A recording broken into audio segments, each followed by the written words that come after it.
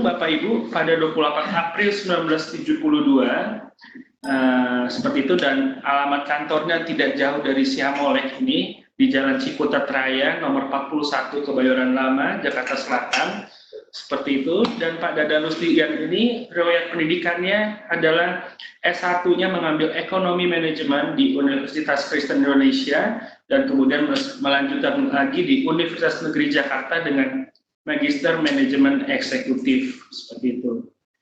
Dan di sini Pak Dadan lebih fokus ya kepada pendidikan di polisi wanita, seperti itu ya.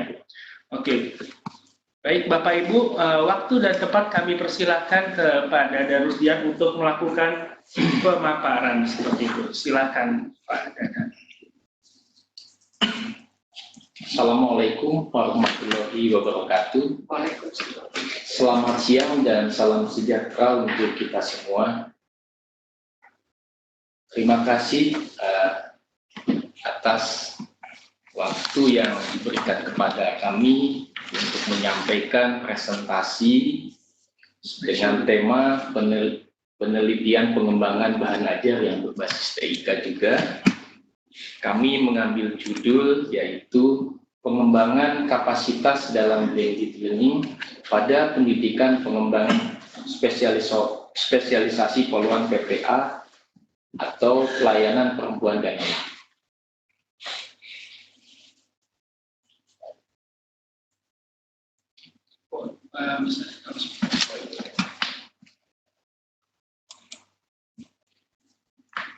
Adapun yang mendasari kami menyampaikan hasil penelitian ini, yang pertama adalah surat perjanjian pelaksanaan hibah dana penelitian tahun anggaran 2016 nomor SC 13241251 8 Rawawi 16 tanggal 1 Oktober 2016.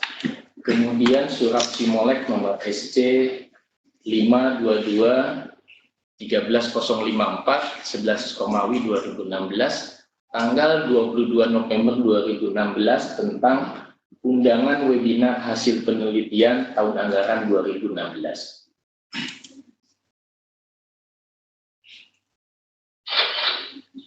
Kemudian kami akan menyampaikan mengenai maksud dan tujuan kami melaksanakan penelitian ini. Penelitian ini kami maksudkan untuk pengembangan model pembelajaran blended learning pada Dikbangpes PPA yang ada di kesatuan kami, yaitu Sekolah Polisi Wanita Lemdiklat Polri.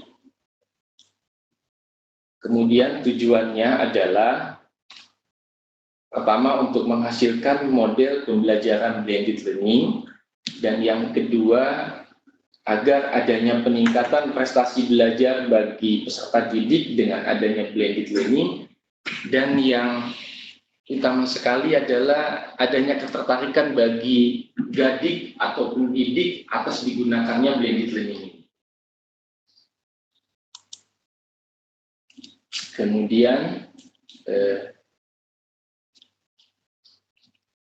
dalam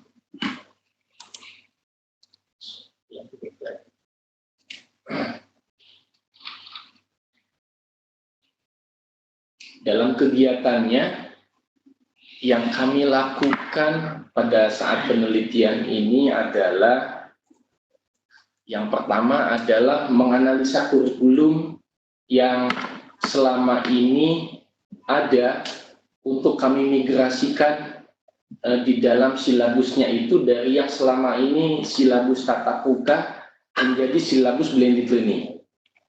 Kemudian bagaimana perencanaan bahan ajarnya. Bahan ajarnya itu mulai dari materi yang di-upload ke LMS yang sudah saat ini kami punyai.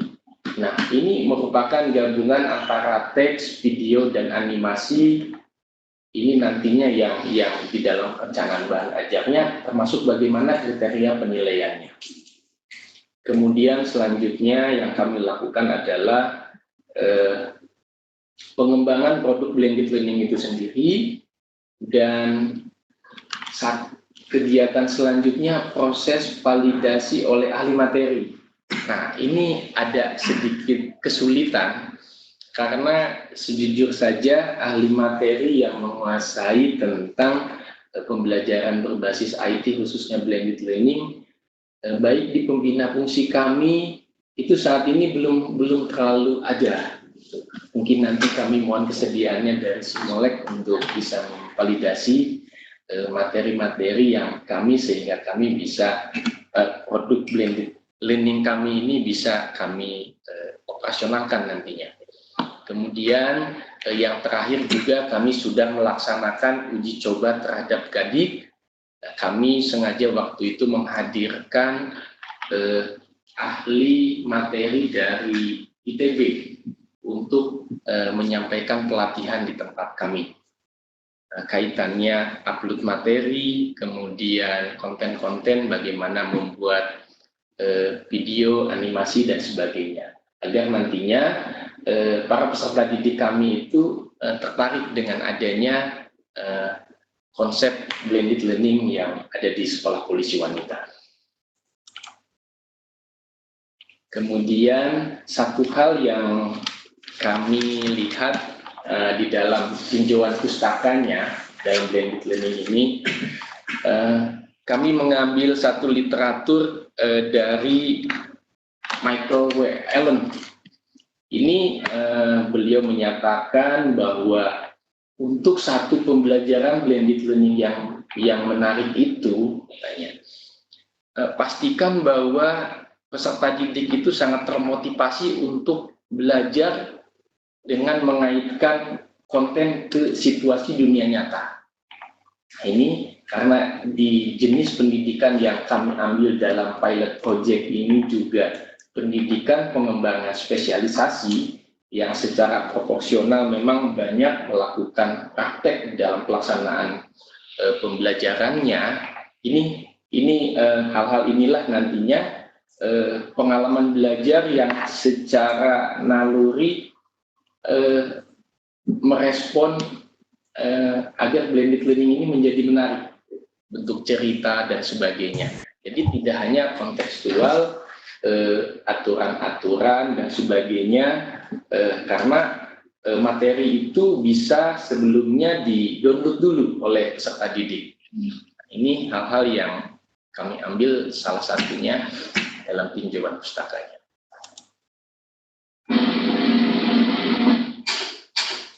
Kemudian mungkin ini sistem blended learning saat ini yang sudah kami buat dan kami kembangkan.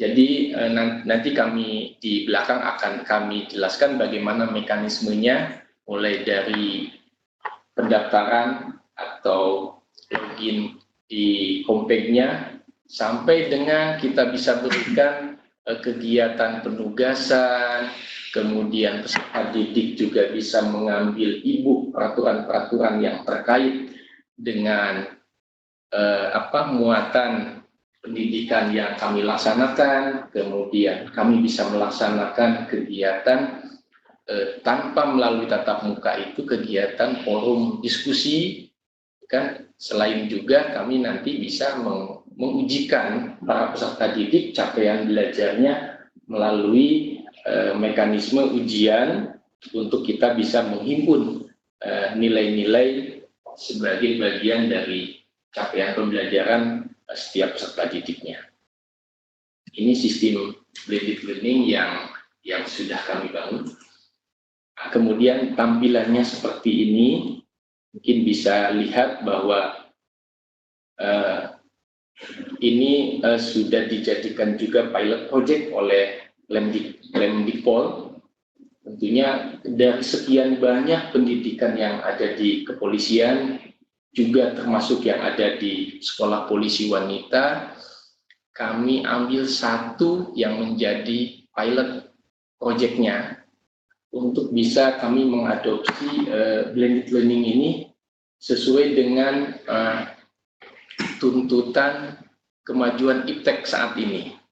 Nah, ini tampilan blended learning-nya. Kemudian langkah-langkah penelitian yang sudah kami laksanakan di dalam penelitian pengembangan pembelajaran blended learning ini, penelitian pendahuluan.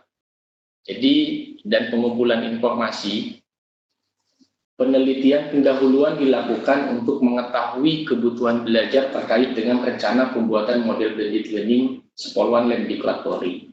Sedangkan pengumpulan informasi, kami sudah menggali informasi baik juga dari beberapa mantan siswa atau mantan serdi, kemudian para gadik atau pendidik kami yang mengampu mata pelajaran yang ada, dan bagaimana kesiapan sarana prasarana yang memungkinkan untuk menerapkan model pembelajaran hasil pengembangan ini.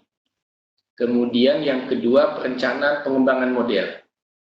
Berdasarkan analisis penelitian pendahuluan dan kajian teoritis, selanjutnya kami sudah mendesain rancangan blended learning yang mencakup merumuskan tujuan pembelajaran dan garis besar program, kemudian juga mendesain model pembelajaran blended learning Spol1. Dalam garis besar program itu, kami sudah memasukkan kapan waktunya kita melaksanakan kegiatan tatap muka, kapan kita melaksanakan kegiatan blended learning-nya. Kemudian mengembangkan produk awal, yaitu mengembangkan infrastruktur, username, dan mengupload materi pelajaran. Nah, ini juga infrastrukturnya sudah kami bangun dan sudah kami juga lengkapi semuanya. Tinggal memang keterbatasan kami dari pengahli materi saja. Untuk membuat blended learning ini agar berjalan maksimal. Ini hasil penelitiannya, pengembangan garis-garis besar model pembelajaran blended learning. Jadi kalau selama ini silabus kami yang kami berikan kepada para pendidik pengampu mata pelajaran itu lebih banyak di dalam strategi pembelajarannya menggunakan model tatap muka atau ceramah, kemudian beberapa metode lain. Nantinya ada di dalam deskripsi mata diklat ini harus sudah memasukkan berapa persentase untuk dia melaksanakan peserta didik itu kegiatan online-nya.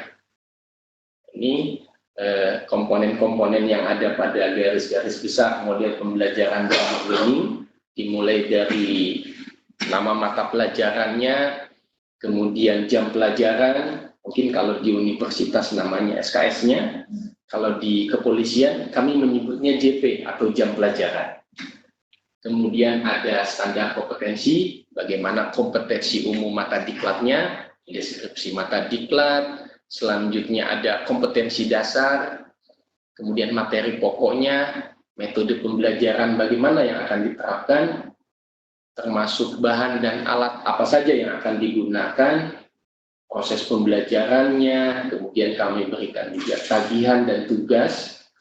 Di dalam garis-garis besar model pembelajaran ini, lembar kegiatan, bahan bacaan, dan latihan.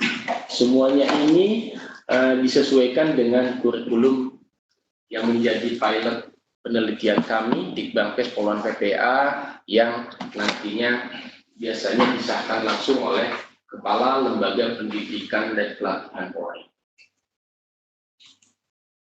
Kemudian pengembangan model, pada saat ini pengembangan model pembelajaran blended learning-nya ini kegiatan yang pernah kami uji cobakan kemarin. Jadi pada tahap awal gadik itu dari halaman welcome page yang tadi tampilan itu, kemudian melakukan registrasi untuk menjadi member anggota pada blended learning di tempat kami. Setelah itu dia bisa login dengan mendapatkan user dan password, maka gadiknya itu dia bisa melakukan login, kemudian dia akan minta permohonan kepada kami selaku administrator itu untuk menjadi instruktur. Nah, setelah kami menyetujui, maka si pendidik itu bisa membuat mata pelajaran, kemudian bisa melaksanakan chatting online, kegiatan forum diskusi, dan lain-lain, sesuai fasilitas yang ada di blended learning kami ini. Nantinya juga karena keterbatasan waktu pada saat kami mengikuti kegiatan ini, peserta didiknya sedang tidak ada, nantinya Serbik juga akan melakukan hal yang sama. Untuk dia nanti registrasi dulu, kita akan bikin, setelah itu juga biasanya tim administrator ini akan membuatkan user dan password cerdas untuk peserta didiknya untuk dapat login ke materi pelajaran yang sudah dibuat atau yang sudah diupload materinya oleh gadik pengampu mata pelajaran itu. Nanti kalau yang sudah berhasil login dan masuk ke mata pelajaran yang bersangkutan, dia bisa melakukan download, chatting, konsultasi, dan lain-lain. Kemudian harapan kita peserta didik atau siswa ini setelah dia mendapatkan download materi pelajaran dari blended learning, dia bisa mempersiapkan untuk melakukan kegiatan pembelajaran melalui tatap muka di kelas nantinya bersama gadik pengampu mata pelajaran tersebut.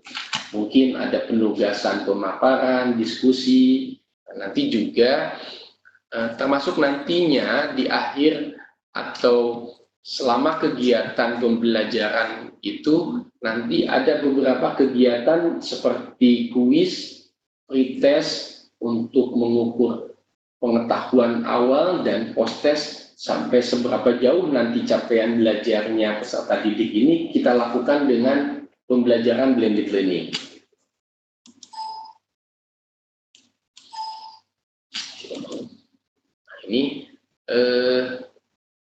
Ini mungkin kompetensi lulusan pembelajaran berbasis blended learning.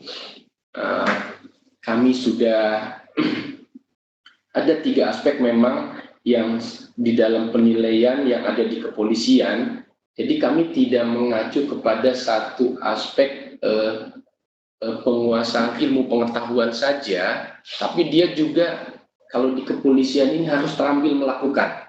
Termasuk bagaimana attitude-nya atau sikap kepribadian ini selalu kita pantau setiap harinya berupa nilai mental kepribadian. Ini jadi 3 ranah kognitif, afektif, dan psikomotorik ini selalu kita nilai di dalam kegiatan setiap pembelajaran yang ada di tempat kami. Ini mungkin para peserta didiknya sedang mencoba kalau ini sedang belajar membuat email Bapak. Ya, itu. Nah, mungkin akan kami sampaikan juga di dalam penelitian kami roadmap blended learning Sepoluan sampai dengan 2017. Nah, ini di tahun lalu, tahun 2015 kita udah establish. Kita kegiatannya sudah pembentukan tim yang akan mengawaki blended learning, kemudian mengoptimisasi teknologi baik dari sisi sistem maupun infrastrukturnya. Jadi LMS-nya kita coba dengan anggaran yang ada, kami buat, kami bangun, kemudian rancangan organisasinya juga kami buat, struktur organisasi. Jadi lingkup di dalam personil atau pegawai yang ada di tempat kami libatkan. Kami libatkan untuk dia bisa terlibat dalam merancang infrastruktur ini, sistemnya juga. Jadi kemudian kami juga komunikasikan blended learning untuk kalangan lebih luas. Artinya bahwa blended learning ini sudah merupakan satu kebutuhan di mana kita tidak selalu bahwa pembelajaran itu konvensional saja tatap muka, tapi harapan kita dengan adanya teknologi ini kita pun juga harus bisa menyesuaikan. Nah, ini kita komunikasikan kepada seluruh stakeholder yang terlibat, termasuk juga di kewilayahan nantinya yang menggunakan hasil didik kaminya. Kemudian realisasi rencana project blended learning, dan di tahun 2015 juga kami sudah melakukan studi banding atau studi visit ke Maastricht University yang ada di Belanda untuk melihat sampai sejauh mana itu blended learning yang sudah dilaksanakan di negara lain untuk bisa diimplementasikan di kepolisian. Kemudian tahun ini kami menyebutnya sebagai akselerasi bagaimana tahapan-tahapan kegiatan yang sudah kami lakukan adalah pengembangan infrastruktur mandiri. Jadi selain LMS yang sudah kami bangun, kami juga melengkapi mulai dari laboratoriumnya dengan komputer yang baru, kemudian fasilitas pendukungnya seperti genset apabila tak khawatir kami listriknya nanti mati. Kemudian juga kami tambahkan yang saat ini sebetulnya bandwidth yang ada hanya 20 Mbps. Nah, nanti kita sudah berkirim surat kepada Mabes Polri agar ditambah kapasitas bandwidth kebutuhan untuk pembelajaran blended learning ini menjadi 50 Mbps dedicated nantinya. Kemudian kegiatan akselerasi juga desain pembelajaran, learning design blended learning, kemudian tampilan muka, halaman muka sistem blended learning tadi juga kami coba kembangkan sendiri, termasuk mungkin nanti kami akan belajar banyak dari Simolek tentunya untuk bagaimana mengembangkan course atau training dan paket konten blended learning dari 14 mata pelajaran yang ada di Dikbang PSPPA ini untuk bisa dikembangkan, termasuk pelatihan blended learning. Sementara kami minta bantuan dari pihak ITB karena yang sudah melaksanakan kegiatan pure di dalam ini adalah blended learning yang ada di ITB. Kemudian rencana tahun depan kami sudah mengusulkan melalui anggaran di dalam DIPA kami untuk pembangunan blended learning studio. Ini supaya kami para pendidik kami ini dia bisa katakan yang tadi membuat konten-konten video, kemudian animasi, gitu. Ini kita bangun dulu studionya. Nah, ini yang akan kami develop tahun depan. Kemudian blended learning-nya ini juga mau tidak mau tahun depan kami akan implementasikan, dan sekaligus juga tentunya setelah kami implementasikan terhadap peserta didik yang akan datang, juga kami akan evaluasi bagaimana sih pemanfaatan sistemnya, efektivitas dan efisiensi blended learning. Nah, ini, dan termasuk nanti kami akan optimalisasi teknologi blended learning ini. Mungkin ke depan bisa digunakan dalam infrastrukturnya itu dalam media penyimpanan iCloud dan sebagainya. Ya. Ini hasil yang diharapkan. Tentunya kami ingin mensinergikan dan menyusun standarisasi GADIK atau instruktur, baik termasuk bahan ajar, modul, dan sistem penilaian. Ini perlu standarisasi agar semua sama gitu di dalam mengoperasionalkan nanti blended learning. Kemudian Lemdiklat Polri sesuai dengan Grand Design Lemdiklat tahun 2015-2025 dapat bekerjasama dengan Simolek di bidang TI untuk memberikan pelatihan pembelajaran modern berbasis teknologi. Ini juga penting menjadi hasil yang kami harapkan. Kemudian yang kami harapkan juga di dalam penelitian ini, para Gadik ini expert di bidang blended learning. Sehingga lulusan pendidikan punya kompetensi sesuai perkembangan terkini di bidang TI. Dan yang terakhir, ini sesuai dengan kebutuhan stakeholdernya,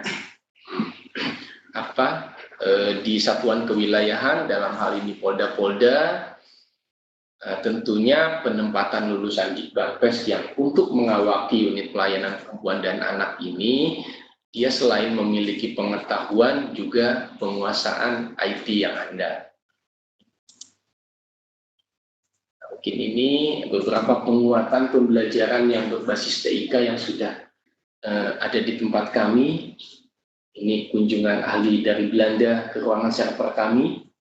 Kemudian kami kumpulkan para pendidik yang khusus mengajar materi pada Dikbangpes kami ini melalui pelatihan blended learning para Gadik beberapa waktu yang belum lama ini. Kemudian juga di ruang lab kami lakukan hal yang sama untuk pelatihan blended learning para Gadik ini. Ini kami juga pernah melaksanakan training selama 1 minggu di ITB untuk melihat blended learning itu seperti apa. Ini selanjutnya juga kami sudah membuat tim blended learning Sepolwan, di mana kami yang menjadi manajernya untuk kegiatan ini. Di sana sudah kami bagi bagaimana pedagogi expertnya, kemudian sampai layanan akademik, itu semuanya ada di dalam satu organisasi yang sudah kami buat. Termasuk kami sudah membuat satu logo gitu ya. Logo ini dari slide awal tadi kami tampilkan blended learning Sepolwan berkilau. Jadi bukan kilauannya yang dimaksudkan di sini, tapi lebih kepada sekolah polisi wanita yang berbasis kinerja dan layanan online. Kami melihat bahwa blended learning kami ini seperti telur yang baru menetas, bagaimana di sana pembelajaran yang selama ini hanya melalui buku-buku atau referensi-referensi lain, nanti kita akan gunakan satu media yaitu yang sudah berbasis TIK. Kemudian kesimpulan dan saran, dari hasil penelitian ini didapat sebuah model pembelajaran yang cocok untuk diterapkan pada sekolah Lemdiklat Polri. Dikembangkannya model pembelajaran blended learning ini tentunya tidak menghilangkan proses pembelajaran yang ada. Tetapi kami memadukan antara pembelajaran yang berbasis e-learning dan pembelajaran tradisional tatap muka atau metode ceramah. Kemudian dengan dimanfaatkannya blended learning, maka diharapkan terjadi peningkatan prestasi belajar bagi peserta didik kami. Karena si peserta didik ini dia sudah mulai dengan adanya blended learning, bisa materi itu bisa kapan saja dia baca, gitu kan, dengan kegiatan online-nya. Nah, kemudian juga ini adanya ketertarikan bagi Gadik dalam pembelajaran blended learning terindikasi dari adanya keseriusan waktu mengikuti pelatihan blended learning yang sudah dilaksanakan. Kemudian ini yang kami sarankan di dalam penelitian kami, tentunya karena kami ada di bawah jajaran Lemdiklat Polri, Satuan Pendidikan Sekolah Polisi Wanita ini, kita berharap bahwa Kemdiklat ini dalam menetapkan kebijakan pembelajaran blended learning ini ada satu keseriusan, karena kita berharap di sana ada ahli-ahli materi yang juga dia bisa mengadopsi pembelajaran blended learning yang lebih optimal. Kemudian setiap Gadik kita sarankan melakukan revisi atau update materi secara berkala pada mata pelajaran yang diambilnya. Karena pendidikan pengembangan spesialisasi ini banyak materi pelajaran yang arahnya ke ranah hukum gitu. Dan sedangkan hukum ini juga banyak yang selalu peraturan-peraturan itu ada hal-hal yang baru. Nah, tentunya kita harapkan para Gadik ini selalu mengupdate materinya dengan dia bertanya mungkin kepada Bareskrim selaku pembina fungsi untuk materi-materi yang dia punya. Kemudian juga Gadik diharapkan dapat memanfaatkan teknologi blended learning secara optimal sebagai media pembelajaran. Jadi kalau selama ini para Gadik jujur saja banyak memanfaatkan teknologi itu hanya untuk sosial media. Nah, kedepannya kita berharap para Gadik ini intent memanfaatkan teknologi blended learning sebagai media pembelajaran. Kemudian diperlukan bandwidth minimal 10 Mbps dedicated dari hasil uji coba, karena saat ini di kami masih 20 Mbps untuk memenuhi kebutuhan pembelajaran blended learning agar para peserta didik kami ini mudah dalam melakukan browsing dan download materi. Kita tidak ingin bahwa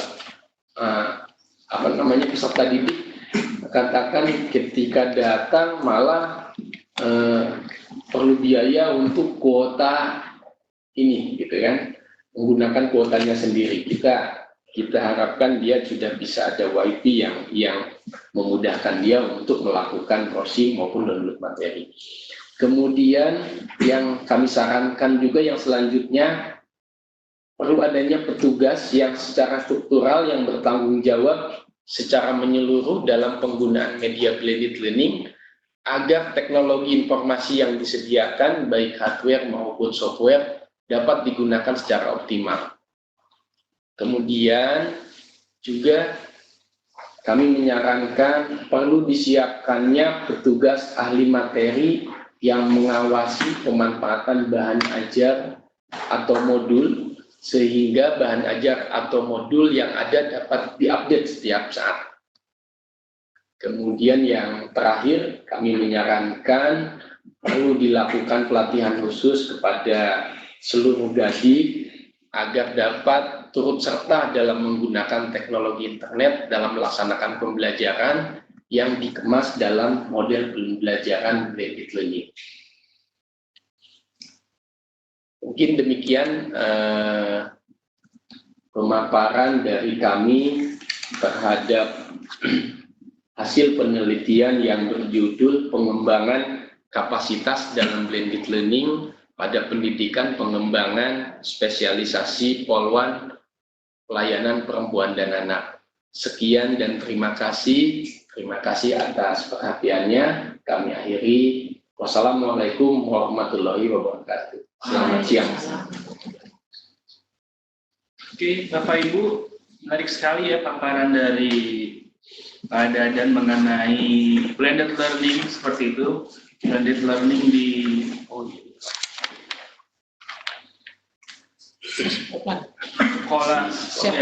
sekolah polisi wanita seperti itu, dan di mana ya semenjak dari awal ketika mereka belajar di sekolah polisian ini, mereka sudah menggunakan e-learning dalam bentuk blended learning seperti itu. Nah, di sini sudah ada beberapa pertanyaan Pak Dadan. Yang pertama dari Bapak Ahmad Surozi, seperti itu. Pak Ahmad Surozi, di sini Pak Ahmad bertanya, katanya bedanya e-learning dengan blended learning seperti apa? Seperti itu, dan kemudian Dia penasaran juga nih katanya, e-learning bisa di SMK atau tidak nih katanya. SMK. Mungkin model yang Bapak gunakan di sekolah polisi wanita bisa digunakan di SMK atau tidak, seperti itu. Oh gitu ya Pak ya. Iya, pertanyaannya. Penasaran Pak. Baik, kami akan mencoba menjawab pertanyaan dari Bapak Ahmad Suroji. Betul. Mengenai perbedaan e-learning dan blended learning.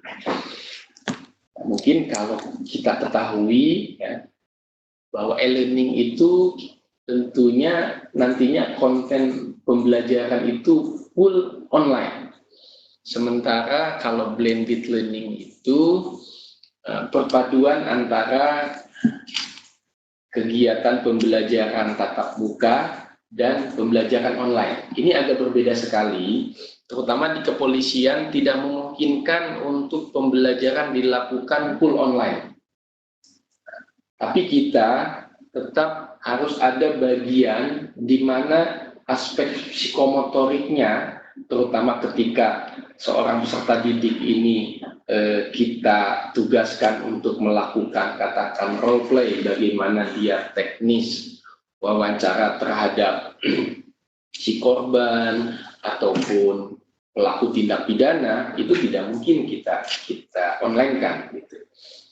Nah, ini yang agak berbeda sehingga kami mengadopsi model pembelajaran blended learning ini. Demikian Pak. Oke. Kemudian jadi bisa disampaikan bahwa e-learning ini, blended learning ini adalah merupakan salah satu model dari e-learning, seperti itu Bapak Ahmad Suroji, di mana blended learning ini di mana perpaduan antara yang online dan juga tatap muka seperti itu. Jadi memang ada beberapa kompetensi yang harus diraih oleh si peserta didik ini, ada yang harus bisa dilakukan secara online maupun juga harus secara tatap muka. Dan di kepolisian ini tentu saja ada banyak materi juga yang tidak bisa diberikan begitu saja secara online, tapi memang harus tatap muka seperti tadi wawancara atau lain sebagainya. Kemudian ada pertanyaan lagi ini dari ada Bapak Suhadi ini private kepada saya. Ada berapa sekolah polwan sih pada dan polisi di Indonesia? Kemudian apakah mereka semua menggunakan learning management system seperti itu, menggunakan blended learning ini? Ini menarik, ini banyak penasaran ternyata Bapak Ibu. Iya. Terima kasih atas pertanyaan yang diberikan oleh siapa Pak? Bapak Suhadi. Bapak Suhadi. Sebetulnya sekolah polisi wanita itu adalah satu-satunya sekolah polisi wanita yang ada di Indonesia. Dan mungkin juga satu-satunya sekolah polisi wanita yang ada di dunia. Karena kalau di negara lain pendidikan antara polisi laki-laki atau polisi pria dan polisi wanita itu rata-rata dicampur, gitu ya. Berbeda dengan di kita masih menganut ajas ketimuran. Tentunya kita tidak menghendaki ada hal-hal yang tidak diinginkan ketika pendidikan antara polisi wanita dan polisi laki-laki kita gabungkan. Kemudian tidak semua lembaga pendidikan yang ada di kepolisian ini sudah melakukan model pembelajaran blended learning yang akan kami implementasikan tentunya tahun depan.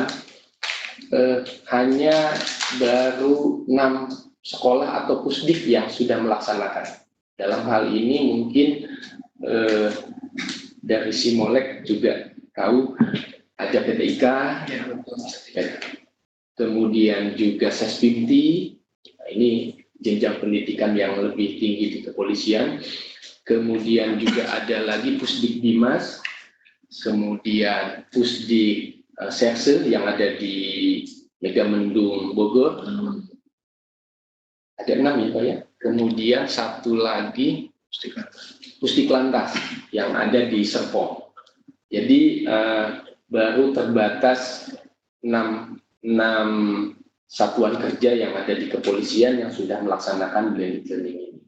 Mungkin ke depan nanti dari SPN atau sekolah polisi negara yang ada di provinsi-provinsi itu juga nanti akan mengembangkan hal yang sama. Kita masih menunggu kebijakan lebih lanjutnya. Demikian. Kemudian ada pertanyaan lagi nih Pak Dadan dari Ibu Surastri nih, apakah penelitian yang Bapak lakukan terhadap blended learning ini, apakah blended learning ini bisa meningkatkan prestasi belajar peserta didiknya, Pak? Ya. Dari Ibu Surastri. Ya. Baik, terima kasih atas pertanyaannya Ibu Sulastri. Memang harapan kita dengan adanya blended learning ini, ke depannya para peserta didik kami ini bisa meningkatkan kemampuan atau prestasi belajarnya. Ini dari berbagai kajian yang kami lihat, dengan adanya program blended learning dituntut kepada peserta didik itu untuk dia selalu bisa mendownload materi, kemudian menyiapkan bahan-bahan. Interaksinya tidak terbatas di kelas saja atau ketika tatap muka saja. Kita akan menilai si peserta didik ini berapa kali kegiatan online-nya. Jadi setelah kegiatan tatap muka, aktivitas peserta didik ini, lognya juga kita akan lihat. Sehingga harapan kita dengan aktivitas itu, peserta didik banyak menggali informasi-informasi ataupun mendapatkan referensi-referensi yang dibutuhkan yang sudah kami uploadkan ke dalam LMS Learning Management System Blended Learning ini, Pak. Ya. Kemudian ada pertanyaan lagi nih, satu lagi dari Pak Wawan Sarudi, ya, betul ya? Ke bawah. Sorry. Sisi kelemahan blended learning biasanya terkait dengan kejujuran peserta didik, hasil tugas dan lain sebagainya. Bagaimana langkah Sekolwan dalam menjaga integritas dan validitas mengukur hasil belajar peserta didiknya nih, Pak?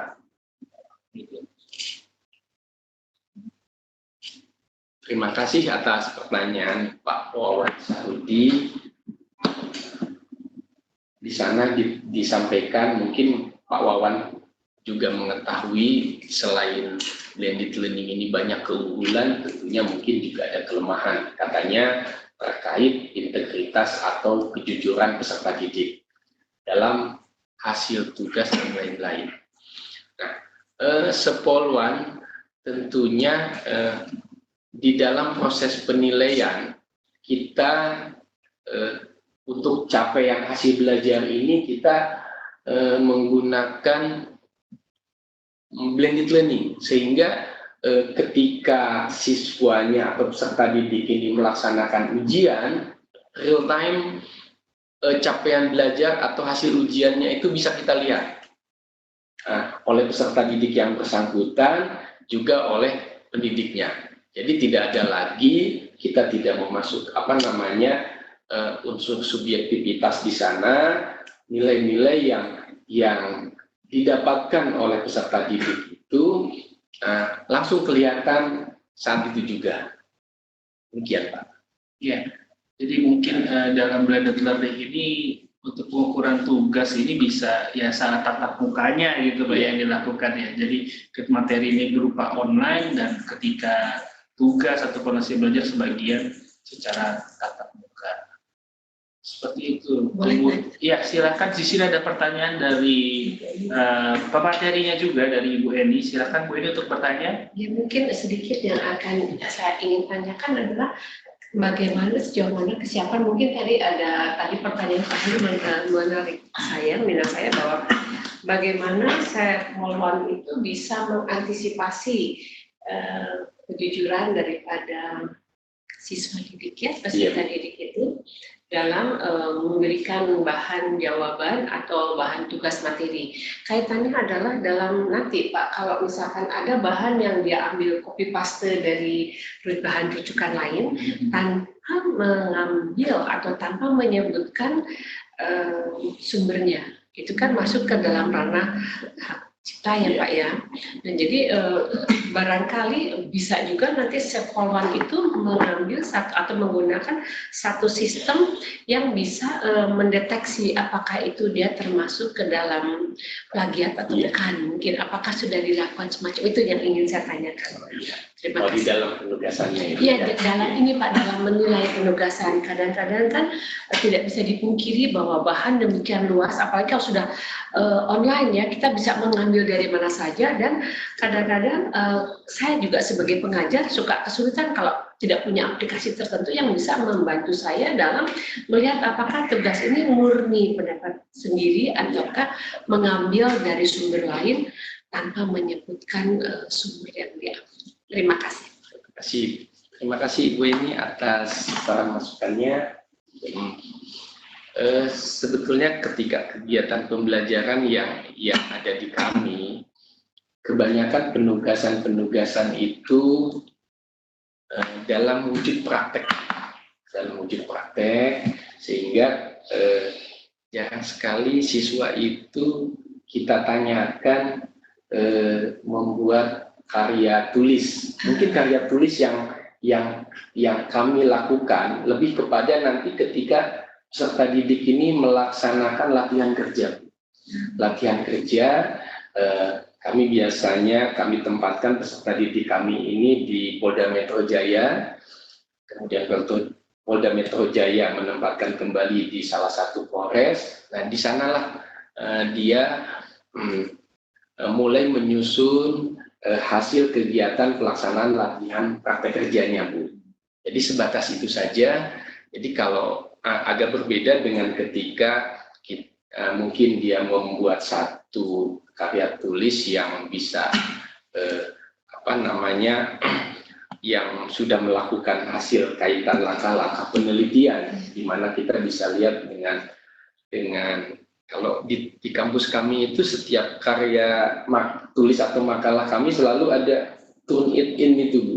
Jadi kelihatan bahwa apakah nih mahasiswa ini membuat karya sendiri atau tidak. Jadi makalah-makalah setiap kami kuliah itu asli apa tidak? Asli atau tidak, objektivitasnya di sana di UNJ sudah dilaksanakan seperti itu, Bu, yang kami laksanakan saat ini.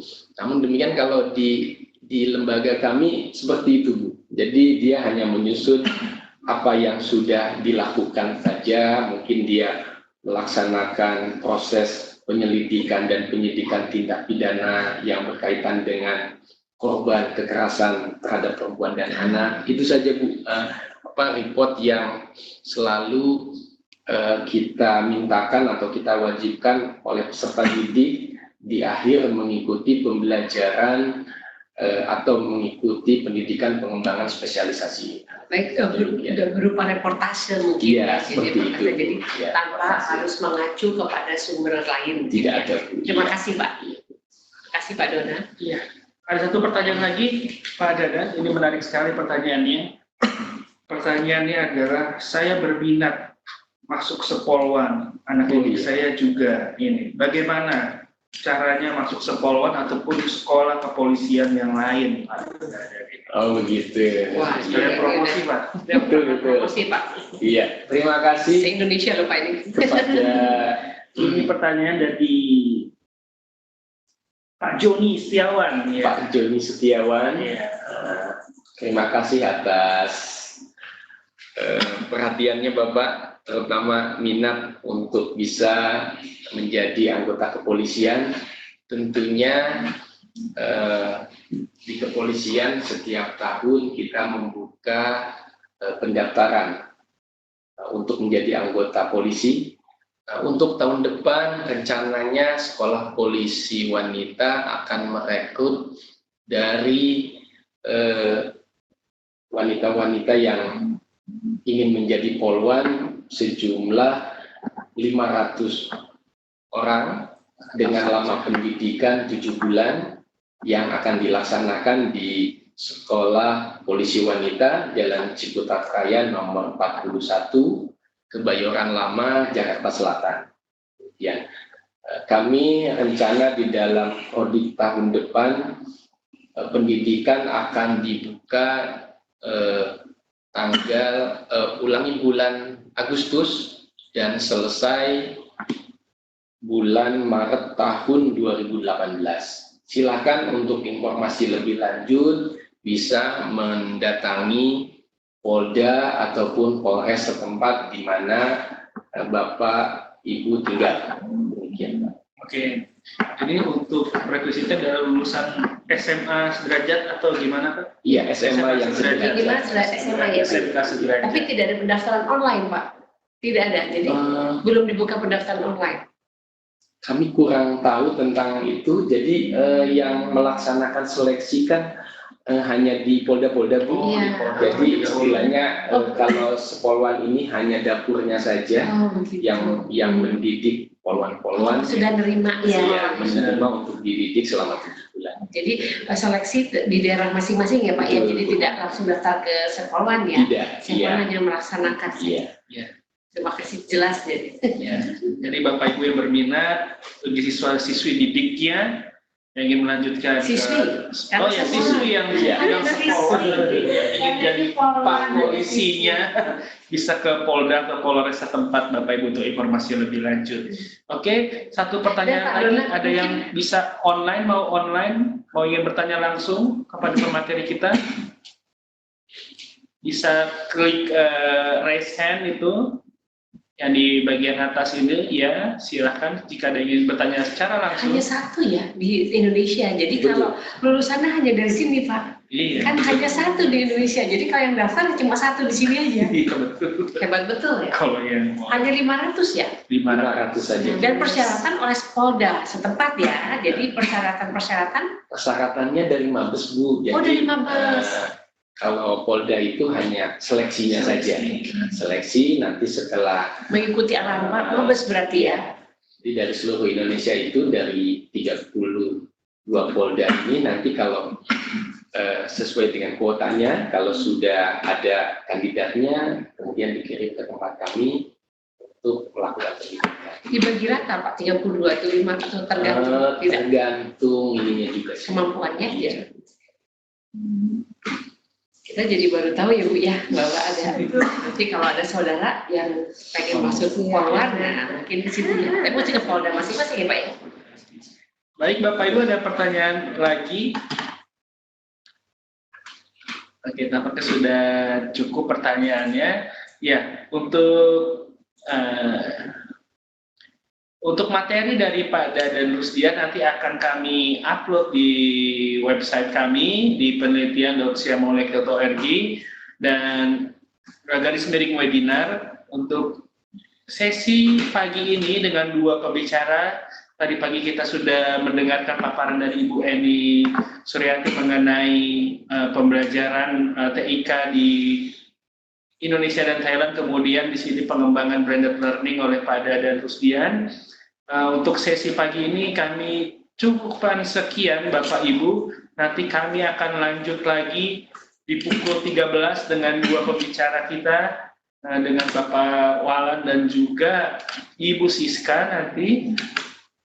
Seperti itu, untuk sesi pagi ini kami cukupkan sekian. Terima kasih kepada para pemateri yang sudah melakukan pemaparan, Ibu Eni dan Pak Dadan. Semoga apa yang sudah disampaikan di pagi hari ini dapat menginspirasi Bapak Ibu semua dalam pelaksanaan pendidikan terbuka dan jarak jauh, baik di institusinya masing-masing, seperti itu. Terima kasih. Assalamualaikum warahmatullahi wabarakatuh. Selamat siang Bapak Ibu. Sampai ketemu lagi pukul 13.00 waktu Indonesia Barat.